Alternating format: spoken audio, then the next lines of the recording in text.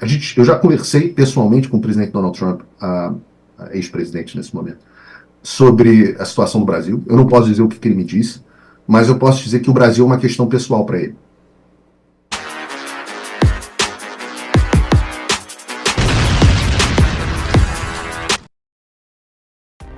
Faça um tal do triplo C. Curta, comenta e compartilhe. Você pode fazer essas 3 coisas que ajudam o algoritmo a aparecer. Mas eu não estou brincando não, pessoal. Dá uma paradinha agora de 1 segundo e clica no joinha. É importante que você faça isso. Porque se você não fizer, inclusive atrapalha o vídeo. Parece que o vídeo é menos relevante. O controle é a eleição do Donald Trump. Porque no momento que o Trump for eleito, é game over para ele. Eu posso até explicar por quê. É a minha pergunta, e aí eu já quero ouvir o porquê. A minha pergunta era, ele ainda tem esse respaldo, Alexandre de Moraes ainda tem esse respaldo, ou de fato já ficou pesado para esse sistema que pode, para tentar salvar o que sobrou, eliminá-lo, hein, Paulo? Porque a coisa não é binária, não é ou tem respaldo ou não tem respaldo. É que ele tinha 100% de respaldo restrito e hoje ele tem 80% de respaldo. Eu preciso que esse respaldo vá descendo até chegar ao ponto onde o sistema se encarregue dele. Só que o que é interessante é que essas iniciativas são uma bola de neve. Então, por exemplo, o que eu comecei a fazer nos Estados Unidos, agora abriu caminho para fazer em Portugal. Agora a Assembleia da Flórida, do estado da Flórida, que tem muito brasileiro, quer fazer alguma coisa. E aí o Parlamento Europeu, que teve uma primeira incursão, quer fazer um negócio maior depois das eleições que vão acontecer na Europa em junho. Tem a Itália também. A coisa parece muito bem na Holanda. Então a gente vai criando múltiplos pontos. Eu estou dando ouro aqui para os bandidos. Podem saber que é exatamente o que eu vou fazer. Fiquem espertos. Porque não tem nada que vocês possam fazer para me impedir. Vocês já fizeram tudo que vocês podiam contra mim.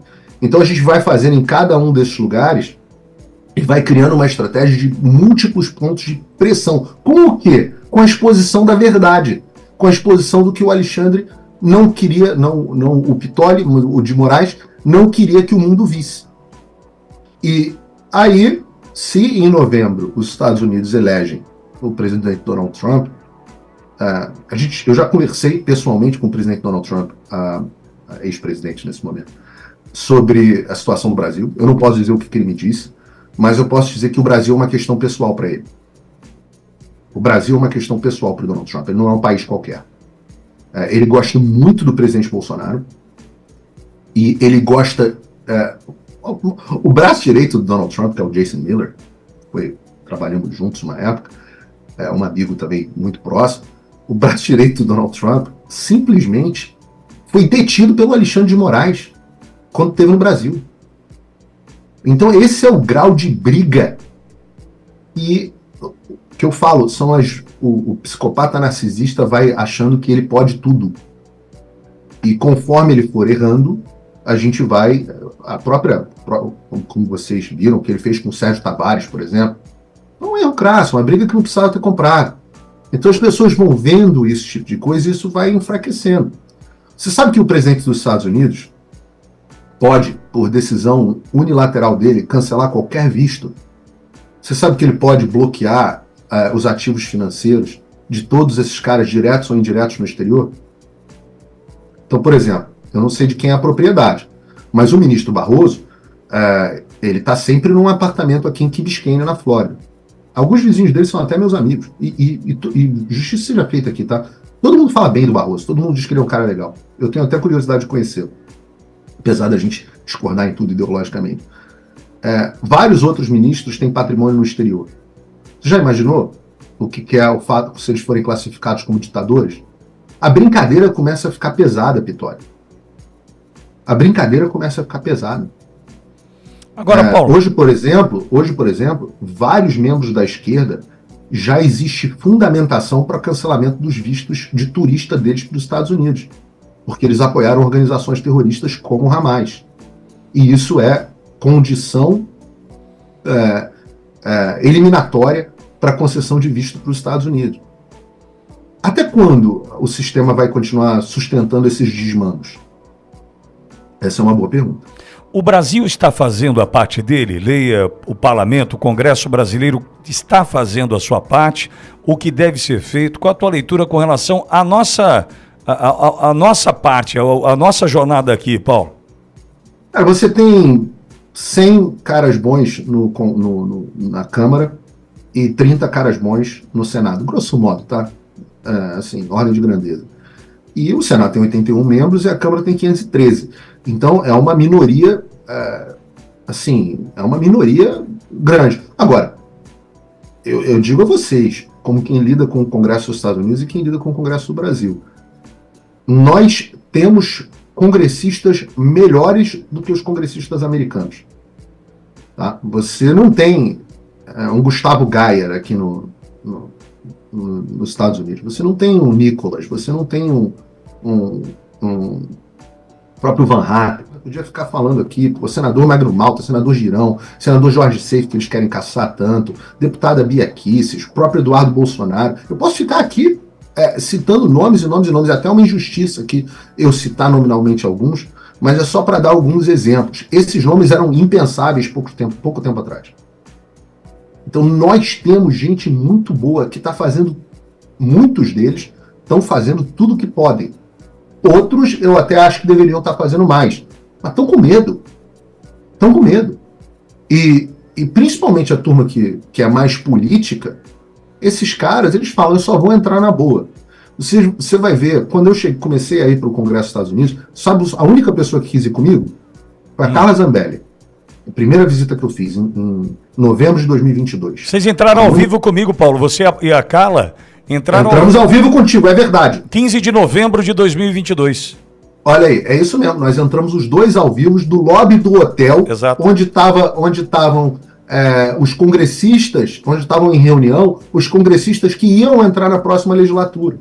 E a gente começou os primeiros contatos, a Carla Zambelli, tão vilipendiada aí pelas pessoas, faz muita besteira, não sei o quê. Ela foi a primeira, a única que botou a cara.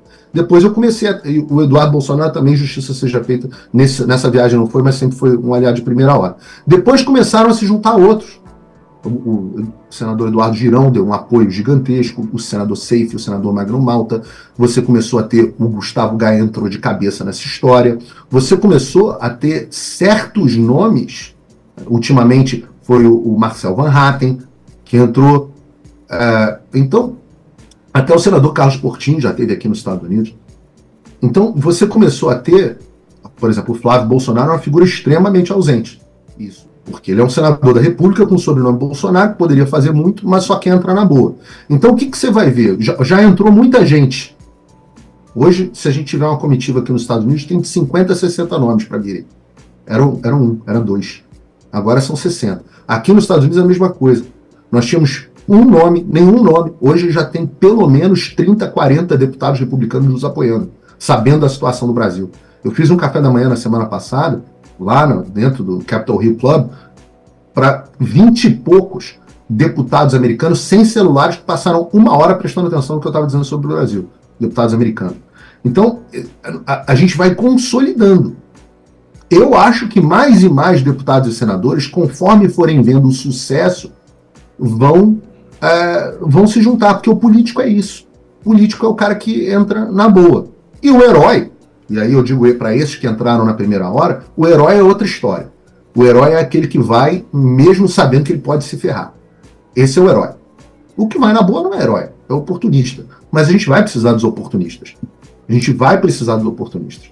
Então esse é o momento que eu sou igual coração de mãe. Cabe todo mundo aqui dentro. Eu estou aberto a todas as vertentes para cumprir a minha missão nesse momento, Pitório. Que não é devolver Bolsonaro ao poder, não é nada disso. Minha missão é restituir a liberdade de expressão no Brasil. É só isso. Quando eu fizer isso, aí eu acho até que eu vou me aposentar, vou aqui para as montanhas da Geórgia, vou ficar quietinho, porque tem sido muito desgastante emocionalmente os últimos, 2 anos. Eu até respeito um período sabático, mas aposentar a gente não vai aceitar não, Paulo. Paulo, a gente precisa de você. Paulo, você entende que o Brasil hoje representa nesse momento, dessa discussão da liberdade, da censura nas redes, enfim, embora nós sejamos hoje a vitrine em função do ocorrido por aqui, o Brasil é só um meio para chegar ao que pode acontecer durante a eleição norte-americana? É uma boa visão. A esquerda tem dito muito isso, que os americanos estão interessados no Brasil preocupados com a eleição do Trump. Como eu digo, nós temos o mesmo vírus e o Brasil tem funcionado como uma população de teste desse vírus. É uma população culturalmente muito similar à dos Estados Unidos. O Brasil talvez seja aí um dos países mais próximos culturalmente dos Estados Unidos, tá? Não vou dizer que é o mais próximo, porque você tem, num certo sentido, o Canadá e tal, mas a gente é muito próximo dos americanos, mais do que qualquer outro povo da América Latina. Então o Brasil é uma boa cobaia. Esse é o termo que eu estava procurando. O Brasil é uma boa cobaia. O Brasil é igual quando você faz o teste do chimpanzé, que o chimpanzé ele é 99,7% parecido geneticamente com o homem. O brasileiro é 99% parecido com o americano. Então, se algo funcionou no Brasil, significa que, muito provavelmente, não necessariamente na mesma intensidade, vai funcionar nos Estados Unidos. E é isso que eu acho que o Alexandre de Moraes quer dizer quando ele diz que o mundo inteiro está indo aprender como o Brasil está lutando contra a desinformação. Ele está querendo dizer o seguinte: o mundo inteiro está maravilhado de como eu consegui censurar a oposição com sucesso. E como funcionou. Porque ele foi mais ousado do que qualquer pessoa já foi no Ocidente. E isso não é pouca coisa. Né? No Ocidente, no chamado Ocidente Livre. Isso não é muito... Entendo a gravidade do que a gente está falando. Pitoli, quando eu falo com os meus pares... Aqui onde eu moro tem muito venezuelano, né? O apelido aqui da minha cidade é Westonzuela, porque tem muito venezuelano. E eu, obviamente, gosto muito deles e tal. E eles... Tem jornalistas aqui também. E eles falam, o grau de censura que você sofreu, ninguém sofreu nem na Venezuela. Nós temos presos políticos, como vocês têm no Brasil. Ninguém pode dizer, por exemplo, que o Felipe Martins não é um preso político, ou que os militares que estão presos não são presos políticos, o CID, etc. Por presos políticos, a gente está igual a eles. Mas eles falam, em termos de censura, o Brasil está pior que a Venezuela. E o Elon Musk, como eu disse, o Elon Musk fala isso. 190 países que a gente opera, o Brasil é o pior deles. Então, eu acho que o Brasil é um laboratório. Se a esquerda tiver sucesso nessa empreitada de censura que eles tiveram no Brasil, a chance deles também terem sucesso em implementarem pelo menos partes dessas estratégias nos Estados Unidos é imensa. E muitas delas já foram implementadas. Eu posso até falar detalhadamente sobre isso, como várias das coisas que aconteceram no Brasil também aconteceram nos Estados Unidos. Eu tenho um curso inteiro sobre esse assunto. Você sente isso? Censura, perseguição, o medo que se espalha como uma sombra sobre as nossas vidas? O fim da América, do Brasil e do mundo como conhecemos já está em andamento. Eu avisei. E enquanto muitos fechavam os olhos, o caos que eu avisei que viria começou a se desenrolar diante de nós, mais rápido e mais devastadoramente do que a maioria acreditou. Quando eu lancei o fim da América e do mundo como conhecemos, muitos duvidaram e houve até os que zombaram. A América, que já foi um farol de esperança e liberdade, agora afunda em uma decadência absurda. E como o pilar está destruído, todo mundo sente a queda. Conflitos militares reacendendo, ataques terroristas, nações em crise. E o Brasil não está imune. Perseguição ao ex-presidente Bolsonaro, a censura, a prisão de manifestantes e o expurgo dos patriotas. Tudo isso é apenas o primeiro episódio de uma longa série de terror e caos social em todo o mundo. Eu avisei. Com todas as forças eu gritei sobre o que estava por vir. Fui perseguido, cancelado, demitido e censurado. Mas eu continuo aqui. Eu não vou recuar. Eu estou aqui para te preparar para o que ainda está por vir. A tempestade que se aproxima é devastadora, mas juntos podemos resistir. Podemos ser um farol em um mar de escuridão. Fim da América e do mundo como conhecemos não é apenas o maior curso de política atual já ministrado no Brasil, é também o seu manual de sobrevivência em meio ao caos. Quem já acessou, está preparado. Quem se formou, sabe o que está por vir e já está reagindo. Eu estou abrindo talvez uma última turma desse que se tornou o maior curso de política atual do Brasil, com 5.000 alunos. Porque quanto mais pessoas se prepararem, mais nós teremos a chance de vencer. Clique no link agora. A tempestade já chegou. E a hora de sabermos como sobreviver é agora. E quando o mundo desmoronar, a informação terá a sua maior defesa. Só o conhecimento liberta e cidadãos informados não são escravizados. Clique no link e faça parte do grupo de mais de 5.000 sobreviventes. Estamos te esperando.